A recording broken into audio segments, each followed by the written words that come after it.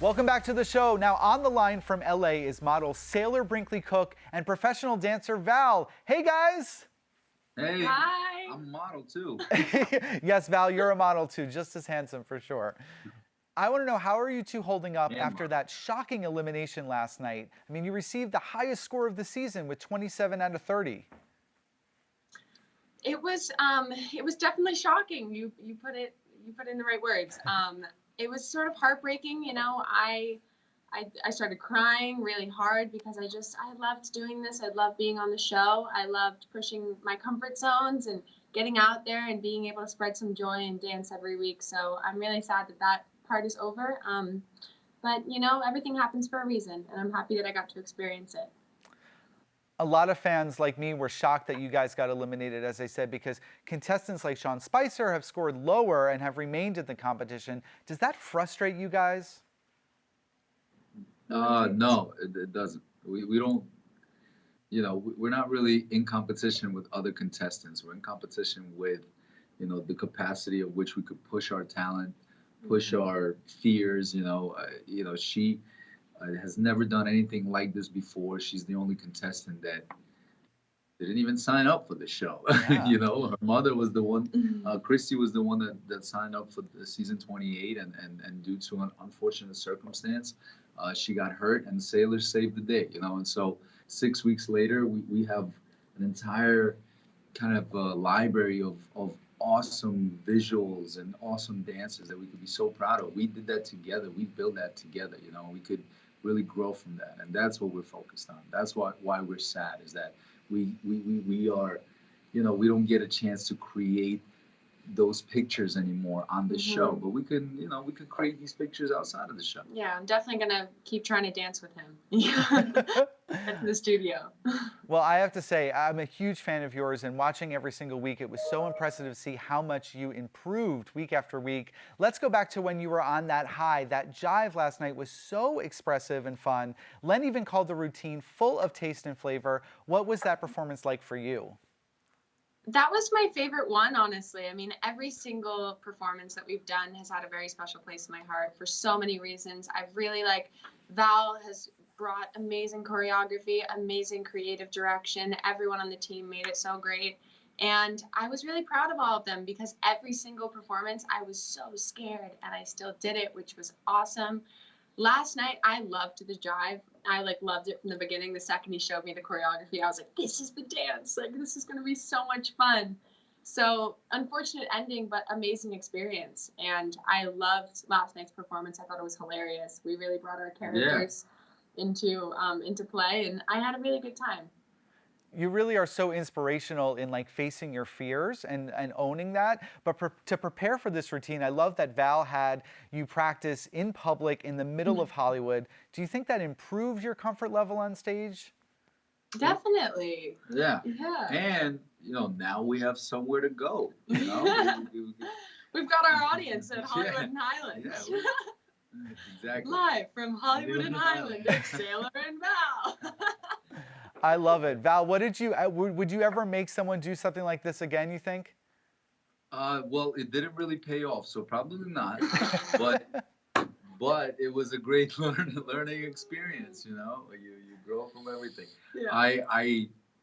It was really fun for me to experience as well, you know. It's a lot of times it's like, you know, what am I teaching her? What am I bringing to the table? But she's taught me a lot too, and we're in it together. You know, I wear two different hats on the show. I mean, I wear many different hats, but the two most important ones are teacher and partner. And the hat of a partner and a teammate, you know, that's the hat that I had the most fun with, because she's such a great teammate to be with. And that Hollywood and Highland experience, that was fun for both of us. I too, and I told her that on a couple of occasions, I too am nervous. I too am, you know, feeling pressure, you know, and so I get a lot of confidence from her. And so we worked together, and it was a lot of fun, and it sucks that it came to an end, but, you know, if I got a chance to do it again, I wouldn't want to do it with anyone else but her. Well, Val, now I'm going to have you put on your husband hat, because I want to know what you make of your wife, Jenna, and Karamo's emotional contemporary dance last night, inspired by his relationship with his father, who was in the audience. Yeah, incredible.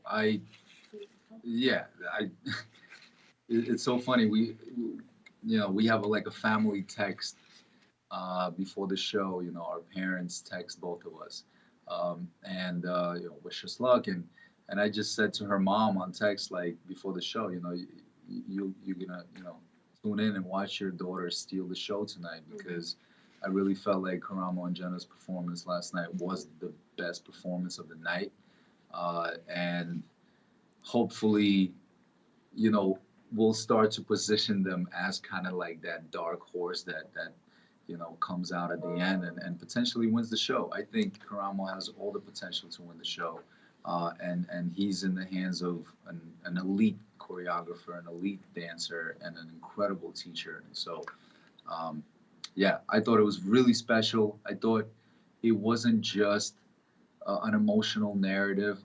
It was an emotional narrative told perfectly. He was in his pocket. I thought it was just a perfect Dancing with the Stars moment. Sailor, you started this competition kind of an underdog, as Val said, jumping in at the last moment to take your mom's place. What did your mom tell you after your elimination? She just told me that, things like this happen in life, and everything leads to some other great door opening. And, it's literally, our team name is C'est la vie. C'est la vie, such is life. This stuff happens, and I'm just so lucky that I had this experience. I never in a million years would have thought that I would have been on this show. I really, I didn't sign up. I didn't do the press for it before. I literally jumped in for the first performance, and I'm just lucky that I made it to week 6, and I got to experience all of this, and I think she's really happy that I'm looking at it that way as well. I was really shocked when you began the competition and Wendy Williams said that your mother was faking this injury. Your mom spoke to people and said that she was really upset by that, but I'm curious how you felt about it. I mean, I just think it was a little ridiculous, but because it was just such a situation where it's like, how? Right. Like, how could that really be fake? That's crazy. I know. Like, my mom is not that type of girl. If anyone, really knows her, and I feel like she's pretty open with her fans and everything. She's very genuine. She's very real. And for her to put on a cast and be walking around and acting as if it's fake, it's wild. But, anyone who spews hatred needs more love. So, love ya, girl. Has Wendy apologized to you or your mom? No one's expecting an apology from Wendy Williams. I got it. Just keep it moving. Well, do you think that when her arm heals that maybe she'll be back in the ballroom to try this again? When her arm heals, she'll get that apology from Wendy Williams.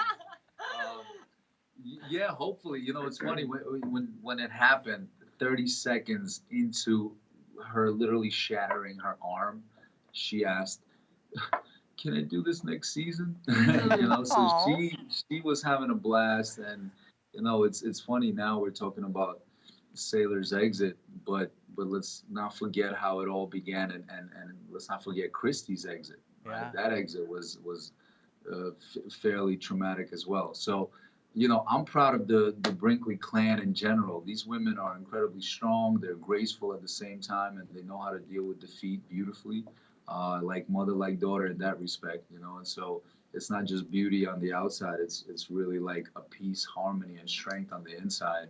And the fact that, they do it agelessly, no matter, where they come from, they handle themselves beautifully. And so I'm proud to be a part of that. Oh, you got to feel that love. I feel that love. And we love getting questions from our reality TV fans via our @People Twitter page. So let's check out your fan question of the day.